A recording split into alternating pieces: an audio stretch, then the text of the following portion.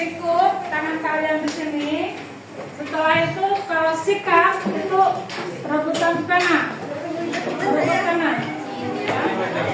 Nah, mulai dari sekarang fokuskan. Fokus, konsentrasi, karena kalau kalian nggak konsentrasi nggak dapat penanya. Ya. Oke, kita mulai ya. Silakan teman. Uji coba dulu. Siap ya? Siap. Sakit. Sakit. Siku. Sakit.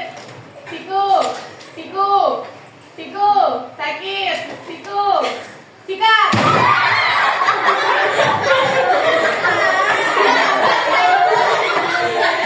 Udah mulai konsen? Fokus? Bisa kita mulai untuk belajar? Oke, terima kasih. Silakan duduk kembali.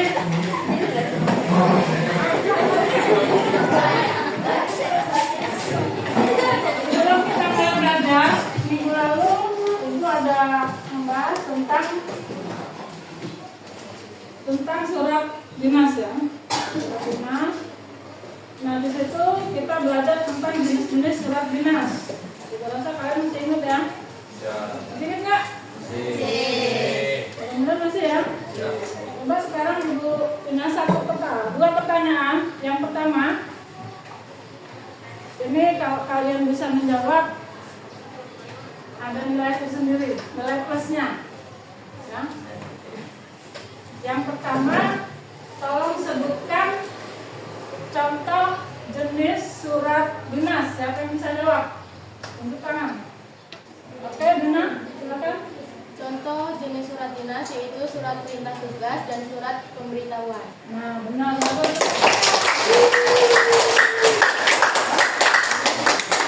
Yang kedua, itu ada pertanyaan lagi. Mengapa surat dinas bersifat resmi dan tidak boleh ditulis oleh perorangan? Silakan, ya, Farid. Karena surat dinas merupakan dokumen resmi atas nama lembaga atau atas nama instansi, bukan individu. Oke.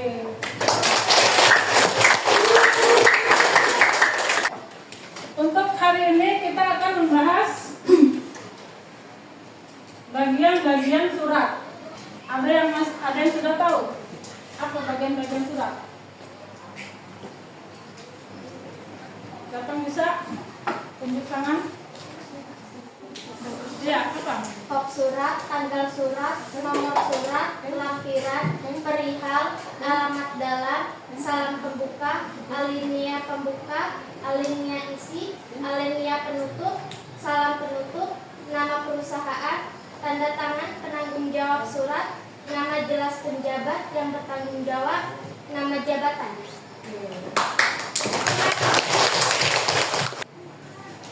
Ya, hari ini sekarang materi kita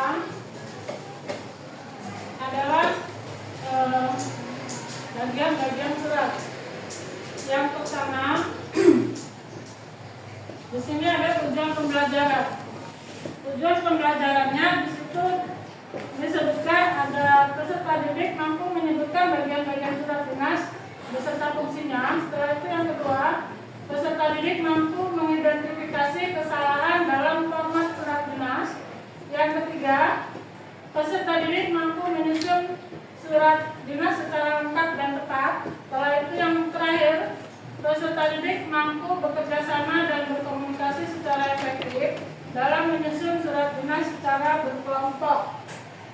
Sekarang kita masuk yang kedua, ada fungsi surat.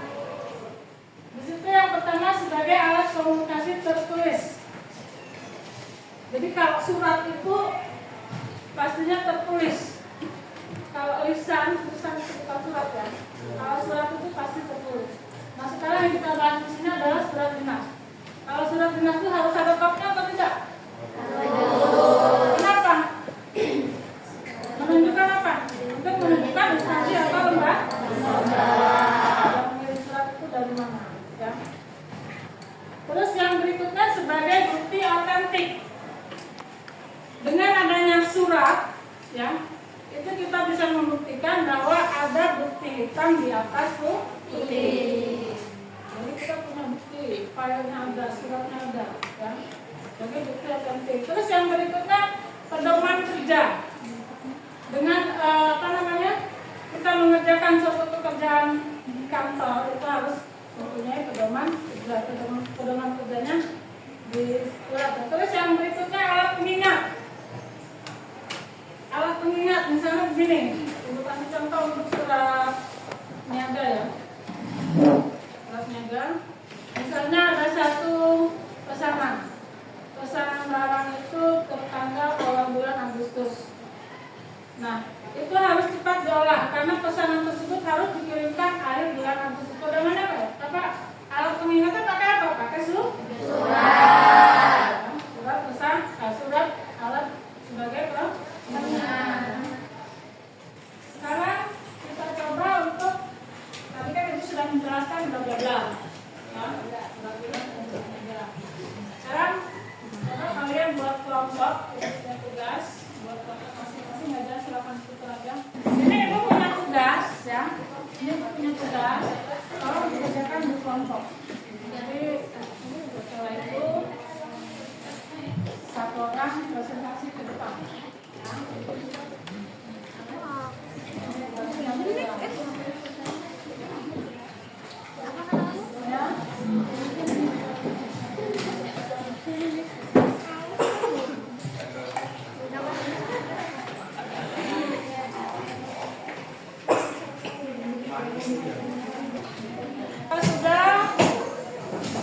Silakan kelompok yang mau maju untuk presentasi, kelompok mana silakan. Oke, silakan maju. Assalamualaikum warahmatullahi wabarakatuh.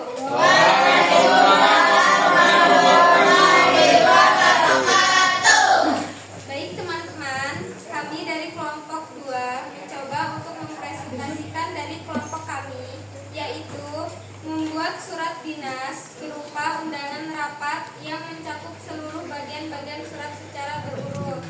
Berikut contoh surat dinas berupa undangan rapat yang telah kami buat.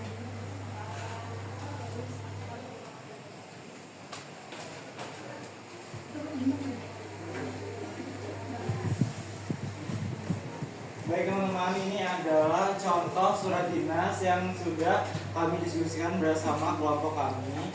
Di sebelah sini, ini surat dinas tersebut sudah memuat bagian-bagian dari surat dinas yang sudah dijelaskan oleh Bu Elia tadi. Bagian yang pertama, ini bagian dari kop surat. Kop surat sudah memenuhi standar apa yang dibutuhkan dalam kop surat, yaitu nama instansi pemerintahan, alamat, dan nomor telepon atau identitas dari instansi surat tersebut. Selanjutnya ada nomor surat. Ini berarti dari contoh nomor surat tersebut, surat ini dikeluarkan nomor 005 garis miring 2231 garis miring Disdikbud yang diambil dari Dinas Pendidikan dan Kebudayaan pada bulan 8 tahun 2025. Selanjutnya adalah lampiran. Pada surat tersebut tidak terdapat lampiran, jadi kita cantumkan hanya tanda strip saja. Perihal pada surat tersebut adalah undangan rapat, dan selanjutnya ini terdapat alamat dalam. Alamat dalam ini ada di Kota Bandar Lampung di tempat. Dan selanjutnya ada salam pembuka atau dengan hormat, karena ini adalah surat dinas, jadi kita menggunakan dengan hormat. Selanjutnya ada alennya pembuka. Nah, isi surat di alennya pembuka. Ini alennya pertama, isinya bisa saya bacakan, yaitu sehubungan dan persiapan pelaksanaan kegiatan evaluasi program pembelajaran semester ganjil tahun ajaran 2025-2026. Dengan ini kami mengundang Bapak Ibu untuk hadir dalam rapat koordinasi yang akan dilaksanakan. Selanjutnya ada alinea isi dan alinea penutup. Dan di akhir sudah terdapat alamat dari instansi tersebut serta nama dan NIP dari Kepala Dinas Pendidikan dan Kebudayaan Provinsi Lampung. Setelah tadi hasil yang telah kami diskusikan dari kelompok 2. Demikianlah presentasi dari kelompok kami. Jika ada pertanyaan atau masukan dari kelompok lain, kami persilakan. Dari kelompok 5, izin menanggapi surat yang dibuat oleh kelompok 2. Menurut kelompok kami, bagian isi surat undangan tersebut sudah cukup baik karena memuat informasi yang lengkap dari sebuah surat undangan. Sekian, terima kasih. Ada yang ingin bertanya lagi? Udah. Baik. Terima kasih atas pertanyaan dan masukan dari teman-teman, dan kami akhiri. Wassalamualaikum warahmatullahi wabarakatuh. Waalaikumsalam warahmatullahi wabarakatuh.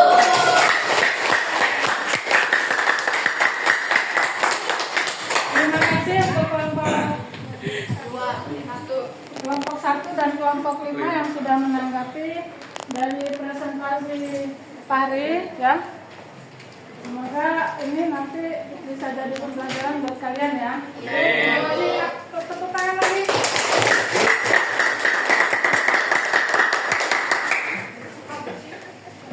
Ada, ya. Ini tadi sudah selesai untuk tugas kelompoknya.